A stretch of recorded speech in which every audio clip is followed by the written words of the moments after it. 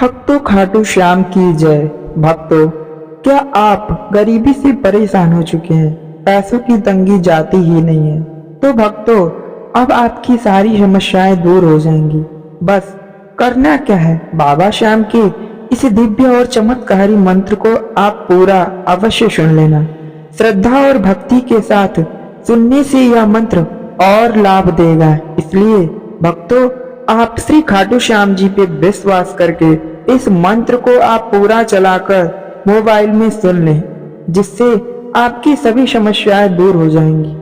तो भक्तों, चलिए हम बिना देरी लगाए बाबा श्याम के इस दिव्य और चमत्कारी मंत्र को सुनते हैं। और यदि आप हमारे चैनल पे नए हैं तो चैनल को सब्सक्राइब कर लें और लाइक करें और कमेंट बॉक्स में जय श्री खाटू श्याम जरूर लिखें। तो चलिए भक्तों, हम मंत्र को पूरा सुनते हैं। ओम खाटू श्यामाय बर्बरिकाय मोरवी नंदनाय नमः। ओम खाटू श्यामाय बर्बरिकाय मोरवी नंदनाय नमः। ओम खाटू श्यामाय बर्बरिकाय मोरवी नंदनाय नमः। ओम खाटू श्यामाय बर्बरिकाय मोरवी नंदनाय नमः। ओम खाटू श्यामाय बर्बरिकाय मोरवी नंदनाय नमः। ओम खाटू श्यामाय बर्बरिकाय मोरवी नंदनाय नमः। ओम खाटू श्यामाय बर्बरिकाय मोरवी नंदनाय नमः। ओम खाटू श्यामाय बर्बरिकाय मोरवी नंदनाय नमः। ओम खाटू श्यामाय बर्बरिकाय मोरवी नंदनाय नमः। ओम खाटू श्यामाय बर्बरिकाय मोरवी नंदनाय नमः। ओम खाटू श्यामाय बर्बरिकाय मोरवी नंदनाय नमः। ओम खाटू श्यामाय बर्बरिकाय मोरवी नंदनाय नमः। ओम खाटू श्यामाय बर्बरिकाय मोरवी नंदनाय नमः। ओम खाटू श्यामाय बर्बरिकाय मोरवी नंदनाय नमः। ओम खाटू श्यामाय बर्बरिकाय मोरवी नंदनाय नमः। ओम खाटू श्यामाय बर्बरिकाय मोरवी नंदनाय नमः। ओम खाटू श्यामाय बर्बरिकाय मोरवी नंदनाय नमः। ओम खाटू श्यामाय बर्बरिकाय मोरवी नंदनाय नमः। ओम खाटू श्यामाय बर्बरिकाय मोरवी नंदनाय नमः। ओम खाटू श्यामाय बर्बरिकाय मोरवी नंदनाय नमः। ओम खाटू श्यामाय बर्बरिकाय मोरवी नंदनाय नमः। ओम खाटू श्यामाय बर्बरिकाय मोरवी नंदनाय नमः। ओम खाटू श्यामाय बर्बरिकाय मोरवी नंदनाय नमः। ओम खाटू श्यामाय बर्बरिकाय मोरवी नंदनाय नमः। ओम खाटू श्यामाय बर्बरिकाय मोरवी नंदनाय नमः। ओम खाटू श्यामाय बर्बरिकाय मोरवी नंदनाय नमः। ओम खाटू श्यामाय बर्बरिकाय मोरवी नंदनाय नमः। ओम खाटू श्यामाय बर्बरिकाय मोरवी नंदनाय नमः। ओम खाटू श्यामाय बर्बरिकाय मोरवी नंदनाय नमः। ओम खाटू श्यामाय बर्बरिकाय मोरवी नंदनाय नमः। ओम खाटू श्यामाय बर्बरिकाय मोरवी नंदनाय नमः। ओम खाटू श्यामाय बर्बरिकाय मोरवीनंदनाय नमः। ओम खाटूश्यामाय बर्बरीकाय मोरवीनंदनाय नमः। ओम खाटूश्यामाय बर्बरीकाय मोरवीनंदनाय नमः। ओम खाटूश्यामाय बर्बरीकाय मोरवीनंदनाय नमः। ओम खाटूश्यामाय बर्बरीकाय मोरवीनंदनाय नमः। ओम खाटूश्यामाय बर्बरीकाय मोरवीनंदनाय नमः। ओम खाटूश्यामाय बर्बरीकाय मोरवीनंदनाय नमः। ओम खाटूश्यामाय बर्बरीकाय मोरवीनंदनाय नमः। ओम खाटूश्यामाय बर्बरीकाय मोरवीनंदनाय नमः। ओम खाटूश्यामाय बर्बरीकाय मोरवीनंदनाय नमः। ओम खाटूश्यामाय बर्बरीकाय मोरवीनंदनाय नमः। ओम खाटूश्यामाय बर्बरीकाय मोरवीनंदनाय नमः।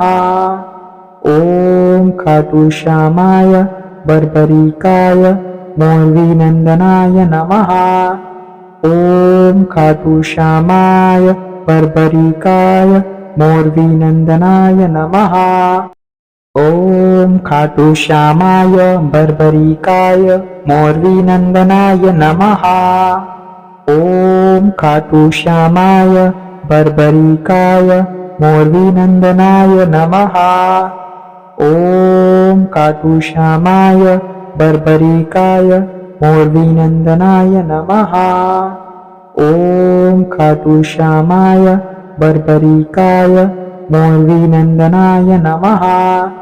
ओम खाटूश्यामाय बर्बरीकाय मोरवीनंदनाय नमः। ओम खाटूश्यामाय बर्बरीकाय मोरवीनंदनाय नमः। ओम खाटूश्यामाय बर्बरीकाय मोरवीनंदनाय नमः। ओम खाटूश्यामाय बर्बरीकाय मोरवीनंदनाय नमः। ओम खाटूश्यामाय बर्बरीकाय मोरवीनंदनाय नमः। ओम खाटूश्यामाय बर्बरीकाय मोरवीनंदनाय नमः।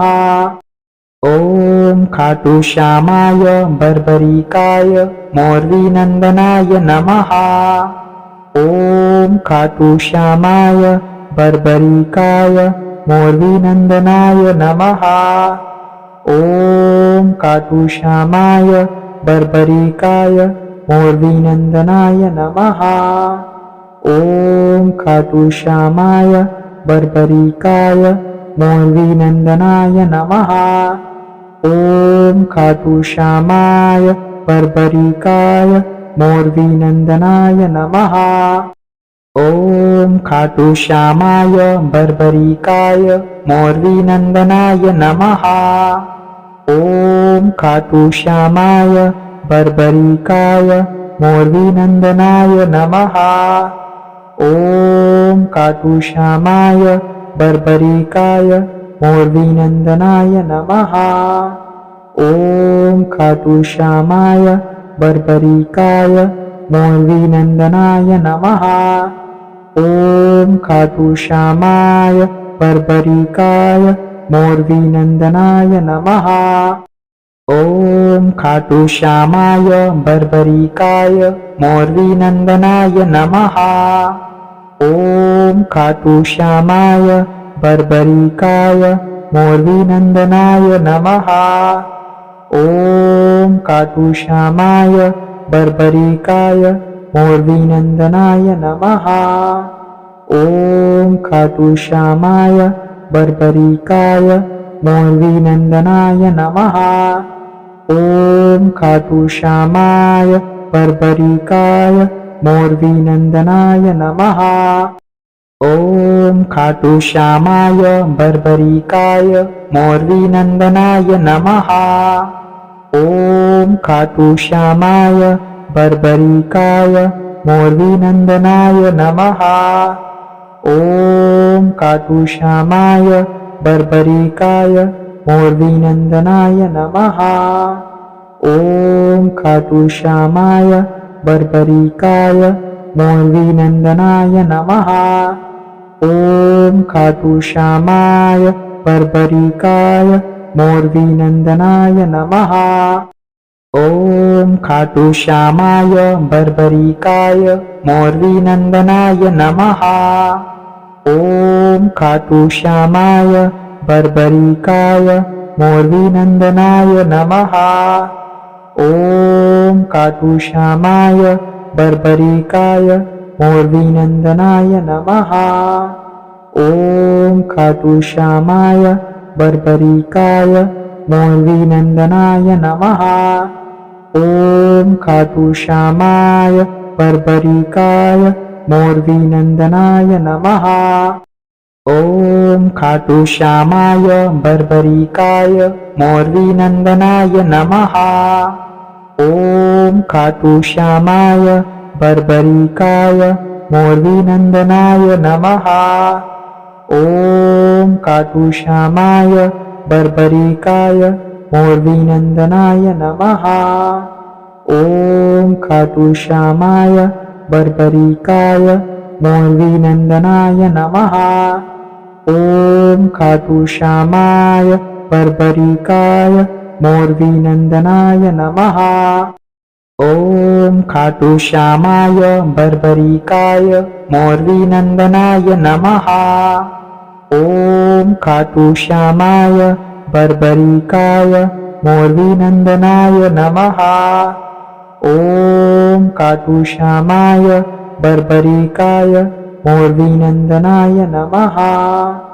ओम खाटू श्यामाय बर्बरिकाय मोरवीनंदनाय नमः।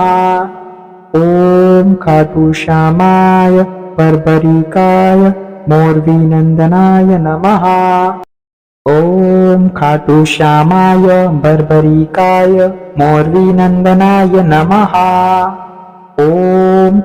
श्यामाय बर्बरिकाय मोरवीनंदनाय नमः। ओम खाटू श्यामाय बर्बरिकाय मोरवीनंदनाय नमः। ओम खाटू श्यामाय बर्बरिकाय मोरवीनंदनाय नमः। ओम खाटू श्यामाय बर्बरिकाय मोरवीनंदनाय नमः। ओम खाटू श्यामाय बर्बरिकाय मोरवीनंदनाय नमः। ओम खाटू श्यामाय बर्बरिकाय मोरवीनंदनाय नमः। ओम खाटू श्यामाय बर्बरिकाय मोरवीनंदनाय नमः। ओम खाटू श्यामाय बर्बरिकाय मोरवीनंदनाय नमः। ओम खाटू श्यामाय बर्बरिकाय मोरवीनंदनाय नमः। ओम खाटू श्यामाय बर्बरिकाय मोरवीनंदनाय नमः। ओम खाटू श्यामाय बर्बरिकाय मोरवीनंदनाय नमः। ओम खाटू श्यामाय बर्बरिकाय मोरवीनंदनाय नमः। ओम खाटू श्यामाय बर्बरिकाय मोरवीनंदनाय नमः। ओम खाटू श्यामाय बर्बरिकाय मोरवीनंदनाय नमः। ओम खाटू श्यामाय बर्बरिकाय मोरवीनंदनाय नमः। ओम खाटू श्यामाय बर्बरिकाय मोरवीनंदनाय नमः। ओम खाटू श्यामाय बर्बरिकाय मोरवीनंदनाय नमः। ओम खाटू श्यामाय बर्बरिकाय मोरवीनंदनाय नमः। ओम खाटू श्यामाय बर्बरिकाय मोरवीनंदनाय नमः। ओम खाटू श्यामाय बर्बरिकाय मोरवीनंदनाय नमः। ओम खाटू श्यामाय बर्बरिकाय मोरवीनंदनाय नमः। ओम खाटू श्यामाय बर्बरिकाय मोरवीनंदनाय नमः। ओम खाटू श्यामाय बर्बरिकाय मोरवीनंदनाय नमः। ओम खाटू श्यामाय बर्बरिकाय मोरवीनंदनाय नमः। ओम खाटू श्यामाय बर्बरिकाय मोरवीनंदनाय नमः। ओम खाटू श्यामाय बर्बरिकाय मोरवीनंदनाय नमः। ओम खाटू श्यामाय बर्बरिकाय मोरवीनंदनाय नमः। ओम खाटू श्यामाय बर्बरिकाय मोरवीनंदनाय नमः। ओम खाटू श्यामाय बर्बरिकाय मोरवीनंदनाय नमः। ओम खाटू श्यामाय बर्बरिकाय मोरवीनंदनाय नमः। ओम खाटू श्यामाय बर्बरिकाय मोरवीनंदनाय नमः। ओम खाटू श्यामाय बर्बरिकाय मोरवीनंदनाय नमः। ओम खाटू श्यामाय बर्बरिकाय मोरवीनंदनाय नमः।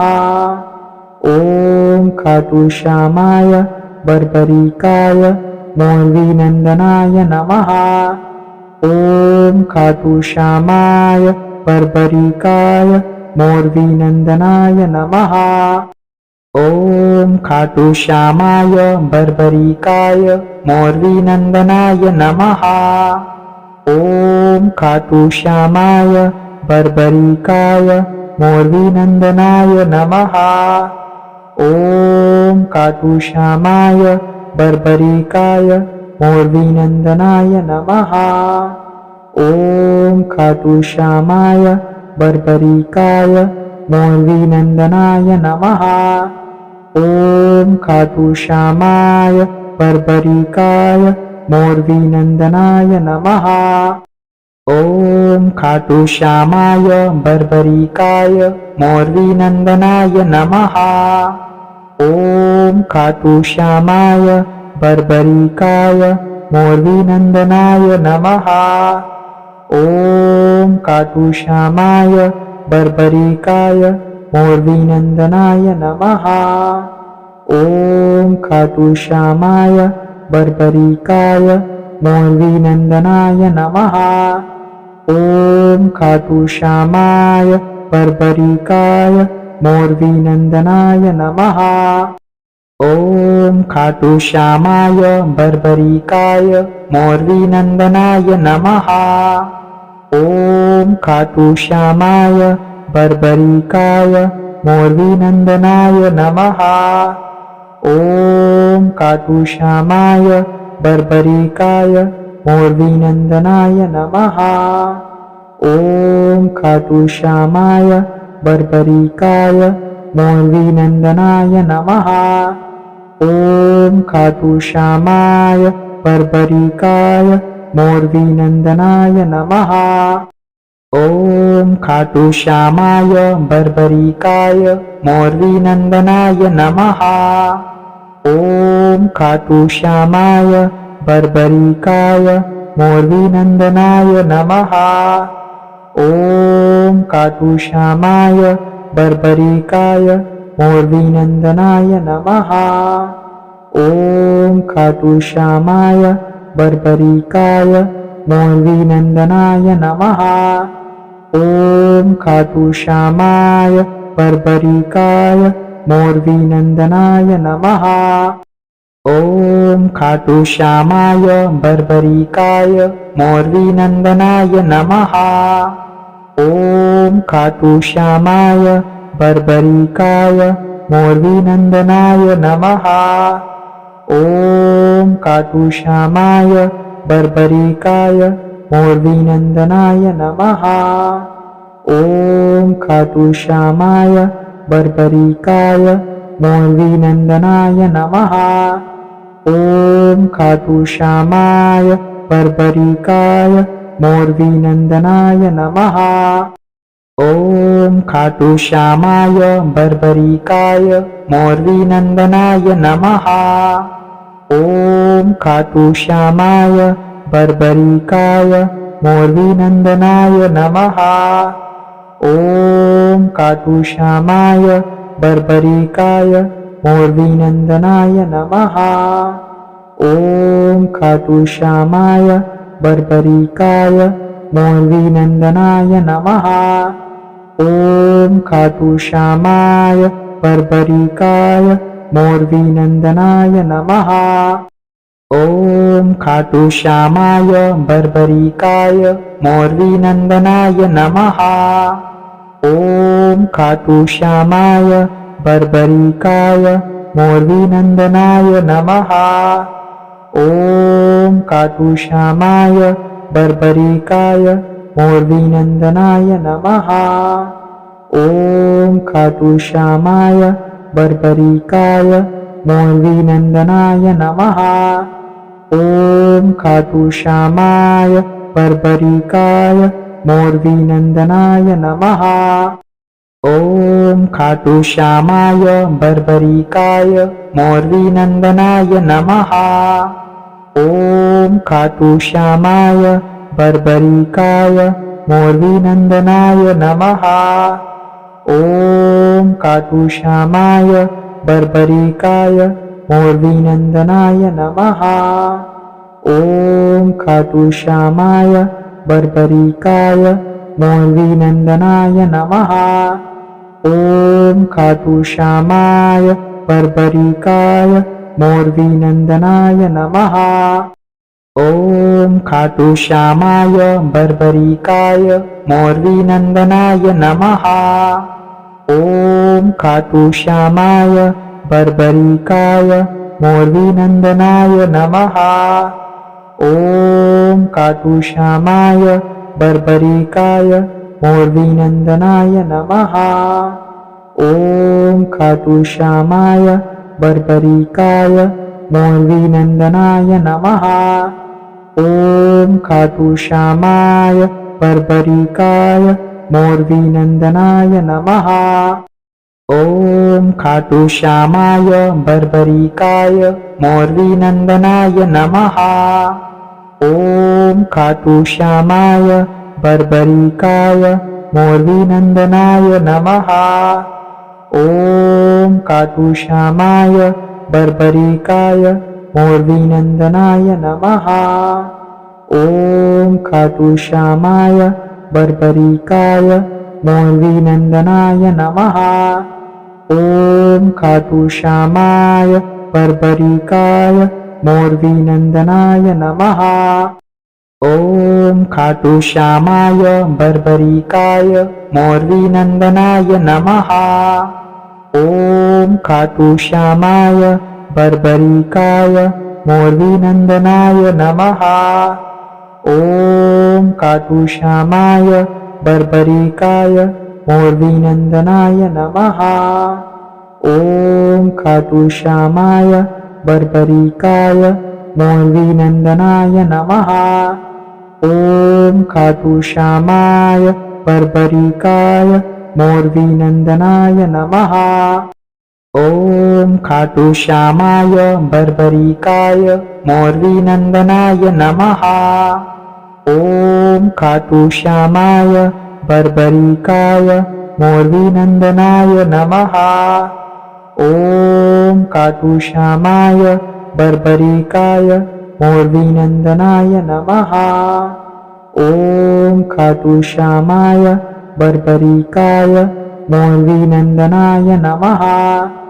ओम खाटू श्यामाय बर्बरिकाय मोरवीनंदनाय नमः। ओम खाटू श्यामाय बर्बरिकाय मोरवीनंदनाय नमः। ओम खाटू श्यामाय बर्बरिकाय मोरवीनंदनाय नमः। ओम खाटू श्यामाय बर्बरिकाय मोरवीनंदनाय नमः। ओम खाटू श्यामाय बर्बरीकाय मोरवीनंदनाय नमः। ओम खाटू श्यामाय बर्बरीकाय मोरवीनंदनाय नमः। ओम खाटू श्यामाय बर्बरीकाय मोरवीनंदनाय नमः। ओम खाटू श्यामाय बर्बरीकाय मोरवीनंदनाय नमः। ओम खाटू श्यामाय बर्बरीकाय मोरवीनंदनाय नमः। ओम खाटू श्यामाय बर्बरीकाय मोरवीनंदनाय नमः। ओम खाटू श्यामाय बर्बरीकाय मोरवीनंदनाय नमः। ओम खाटू श्यामाय बर्बरीकाय मोरवीनंदनाय नमः। ओम खाटू श्यामाय बर्बरीकाय मोरवीनंदनाय नमः। ओम खाटू श्यामाय बर्बरीकाय मोरवीनंदनाय नमः। ओम खाटू श्यामाय बर्बरीकाय मोरवीनंदनाय नमः। ओम खाटू श्यामाय बर्बरीकाय मोरवीनंदनाय नमः। ओम खाटू श्यामाय बर्बरीकाय मोरवीनंदनाय नमः। ओम खाटू श्यामाय बर्बरीकाय मोरवीनंदनाय नमः। ओम खाटू श्यामाय बर्बरीकाय मोरवीनंदनाय नमः। ओम खाटू श्यामाय बर्बरीकाय मोरवीनंदनाय नमः। ओम खाटू श्यामाय बर्बरीकाय मोरवीनंदनाय नमः। ओम खाटू श्यामाय बर्बरीकाय मोरवीनंदनाय नमः। ओम खाटू श्यामाय बर्बरीकाय मोरवीनंदनाय नमः। ओम खाटू श्यामाय बर्बरीकाय मोरवीनंदनाय नमः। ओम खाटू श्यामाय बर्बरीकाय मोरवीनंदनाय नमः। ओम खाटू श्यामाय बर्बरीकाय मोरवीनंदनाय नमः। ओम खाटू श्यामाय बर्बरीकाय मोरवीनंदनाय नमः। ओम खाटू श्यामाय बर्बरीकाय मोरवीनंदनाय नमः। ओम खाटू श्यामाय बर्बरीकाय मोरवीनंदनाय नमः। ओम खाटू श्यामाय बर्बरीकाय मोरवीनंदनाय नमः। ओम खाटू श्यामाय बर्बरीकाय मोरवीनंदनाय नमः। ओम खाटू श्यामाय बर्बरीकाय मोरवीनंदनाय नमः। ओम खाटू श्यामाय बर्बरीकाय मोरवीनंदनाय नमः। ओम खाटू श्यामाय बर्बरीकाय मोरवीनंदनाय नमः। ओम खाटू श्यामाय बर्बरीकाय मोरवीनंदनाय नमः। ओम खाटू श्यामाय बर्बरीकाय मोरवीनंदनाय नमः। ओम खाटू श्यामाय बर्बरीकाय मोरवीनंदनाय नमः। ओम खाटू श्यामाय बर्बरीकाय मोरवीनंदनाय नमः। ओम खाटू श्यामाय बर्बरीकाय मोरवीनंदनाय नमः। ओम खाटू श्यामाय बर्बरीकाय मोरवीनंदनाय नमः। ओम खाटू श्यामाय बर्बरीकाय मोरवीनंदनाय नमः।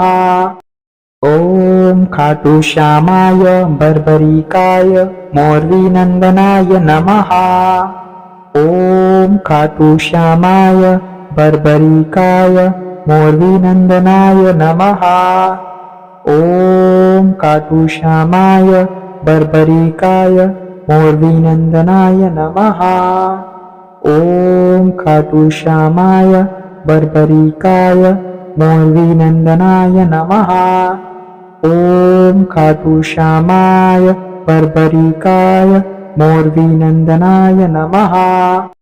ओम खाटूश्यामाय बर्बरिकाय मोरवीनंदनाय नमः।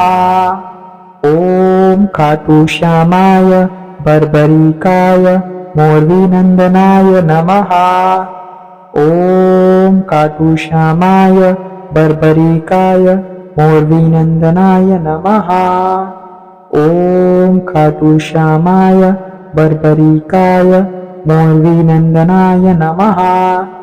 ओम खाटूश्यामाय बर्बरिकाय मोरवीनंदनाय नमः। ओम खाटूश्यामाय बर्बरिकाय मोरवीनंदनाय नमः। ओम खाटूश्यामाय बर्बरिकाय मोरवीनंदनाय नमः। ओम खाटूश्यामाय बर्बरिकाय मोरवीनंदनाय नमः। ओम खाटूश्यामाय बर्बरिकाय मोरवीनंदनाय नमः। ओम खाटूश्यामाय बर्बरिकाय मोरवीनंदनाय नमः। ओम खाटूश्यामाय बर्बरिकाय मोरवीनंदनाय नमः। ओम खाटूश्यामाय बर्बरिकाय मोरवीनंदनाय नमः। ओम खाटूश्यामाय बर्बरिकाय मोरवीनंदनाय नमः। ओम खाटूश्यामाय बर्बरिकाय मोरवीनंदनाय नमः। ओम खाटूश्यामाय बर्बरिकाय मोरवीनंदनाय नमः। ओम खाटूश्यामाय बर्बरिकाय मोरवीनंदनाय नमः। ओम खाटूश्यामाय बर्बरिकाय मोरवीनंदनाय नमः। ओम खाटूश्यामाय बर्बरिकाय मोरवीनंदनाय नमः। ओम खाटूश्यामाय बर्बरिकाय मोरवीनंदनाय नमः। ओम खाटूश्यामाय बर्बरिकाय मोरवीनंदनाय नमः। ओम खाटूश्यामाय बर्बरिकाय मोरवीनंदनाय नमः। ओम खाटूश्यामाय बर्बरिकाय मोरवीनंदनाय नमः। ओम खाटूश्यामाय बर्बरिकाय मोरवीनंदनाय नमः। ओम खाटूश्यामाय बर्बरिकाय मोरवीनंदनाय नमः। ओम खाटूश्यामाय बर्बरिकाय मोरवीनंदनाय नमः। ओम खाटूश्यामाय बर्बरिकाय मोरवीनंदनाय नमः। ओम खाटूश्यामाय बर्बरिकाय मोरवीनंदनाय नमः। ओम खाटूश्यामाय बर्बरिकाय मोरवीनंदनाय नमः। ओम खाटूश्यामाय बर्बरिकाय मोरवीनंदनाय नमः। ओम खाटूश्यामाय बर्बरिकाय मोरवीनंदनाय नमः। ओम खाटूश्यामाय बर्बरिकाय मोरवीनंदनाय नमः। ओम खाटूश्यामाय बर्बरिकाय मोरवीनंदनाय नमः। ओम खाटूश्यामाय बर्बरिकाय मोरवीनंदनाय नमः। ओम खाटूश्यामाय बर्बरिकाय मोरवीनंदनाय नमः। ओम खाटूश्यामाय बर्बरिकाय मोरवीनंदनाय नमः। ओम खाटूश्यामाय बर्बरिकाय मोरवीनंदनाय नमः। ओम खाटूश्यामाय बर्बरिकाय मोरवीनंदनाय नमः। ओम खाटूश्यामाय बर्बरिकाय मोरवीनंदनाय नमः। ओम खाटूश्यामाय बर्बरिकाय मोरवीनंदनाय नमः। ओम खाटूश्यामाय बर्बरिकाय मोरवीनंदनाय नमः। ओम खाटूश्यामाय बर्बरिकाय मोरवीनंदनाय नमः। ओम खाटूश्यामाय बर्बरिकाय मोरवीनंदनाय नमः। ओम खाटूश्यामाय बर्बरिकाय मोरवीनंदनाय नमः। ओम खाटूश्यामाय बर्बरिकाय मोरवीनंदनाय नमः। ओम खाटूश्यामाय बर्बरिकाय मोरवीनंदनाय नमः। ओम खाटूश्यामाय बर्बरिकाय मोरवीनंदनाय नमः। ओम खाटूश्यामाय बर्बरिकाय मोरवीनंदनाय नमः। ओम खाटूश्यामाय बर्बरिकाय मोरवीनंदनाय नमः। ओम खाटूश्यामाय बर्बरिकाय मोरवीनंदनाय नमः। ओम खाटूश्यामाय बर्बरिकाय मोरवीनंदनाय नमः। ओम खाटूश्यामाय बर्बरिकाय मोरवीनंदनाय नमः। ओम खाटूश्यामाय बर्बरिकाय मोरवीनंदनाय नमः। ओम खाटूश्यामाय बर्बरिकाय मोरवीनंदनाय नमः। ओम खाटूश्यामाय बर्बरिकाय मोरवीनंदनाय नमः। ओम खाटूश्यामाय बर्बरिकाय मोरवीनंदनाय नमः।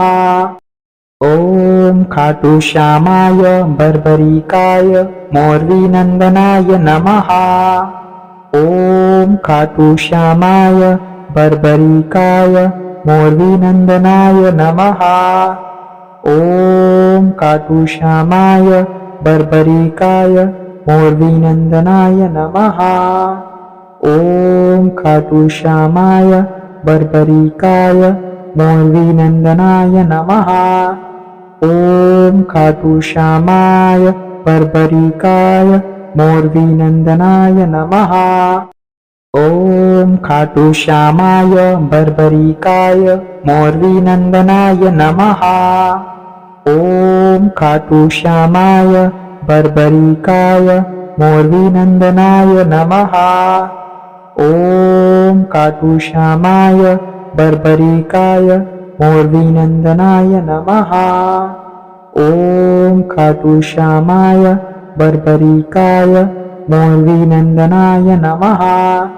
ओम खाटूश्यामाय बर्बरिकाय मोरवीनंदनाय नमः। ओम खाटूश्यामाय बर्बरिकाय मोरवीनंदनाय नमः।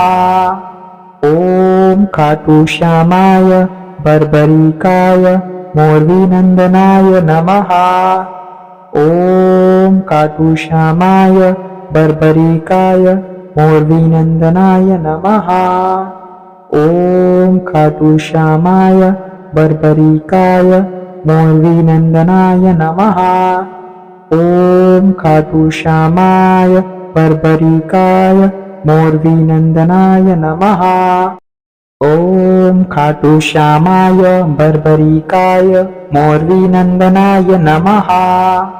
ओम खाटूश्यामाय बर्बरिकाय मोरवीनंदनाय नमः। ओम खाटूश्यामाय बर्बरिकाय मोरवीनंदनाय नमः।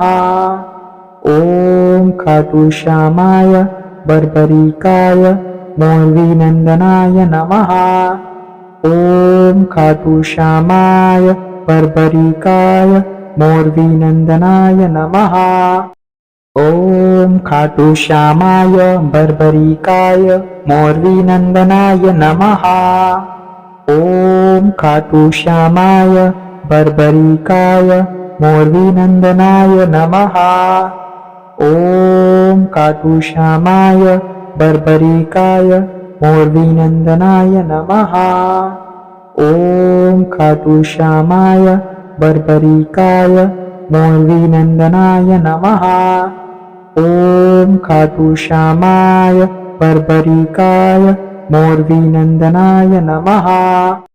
ओम खाटू श्यामाय बर्बरिकाय मोरवीनंदनाय नमः। ओम खाटू श्यामाय बर्बरिकाय मोरवीनंदनाय नमः। ओम खाटू श्यामाय बर्बरिकाय मोरवीनंदनाय नमः। ओम खाटू श्यामाय बर्बरिकाय मोरवीनंदनाय नमः। ओम खाटू श्यामाय बर्बरिकाय मोरवीनंदनाय नमः। ओम खाटू श्यामाय बर्बरिकाय मोरवीनंदनाय नमः। ओम खाटू श्यामाय बर्बरिकाय मोरवीनंदनाय नमः। ओम खाटू श्यामाय बर्बरिकाय मोरवीनंदनाय नमः। ओम खाटू श्यामाय बर्बरिकाय मोरवीनंदनाय नमः। ओम खाटू श्यामाय बर्बरिकाय मोरवीनंदनाय नमः। ओम खाटू श्यामाय बर्बरिकाय मोरवीनंदनाय नमः। ओम खाटू श्यामाय बर्बरिकाय मोरवीनंदनाय नमः। ओम खाटू श्यामाय बर्बरिकाय मोरवीनंदनाय नमः। ओम खाटू श्यामाय बर्बरिकाय मोरवीनंदनाय नमः। ओम खाटू श्यामाय बर्बरिकाय मोरवीनंदनाय नमः। ओम खाटू श्यामाय बर्बरिकाय मोरवीनंदनाय नमः। ओम खाटू श्यामाय बर्बरिकाय मोरवीनंदनाय नमः। ओम खाटू श्यामाय बर्बरिकाय मोरवीनंदनाय नमः। ओम खाटू श्यामाय बर्बरिकाय मोरवीनंदनाय नमः। ओम खाटू श्यामाय बर्बरिकाय मोरवीनंदनाय नमः।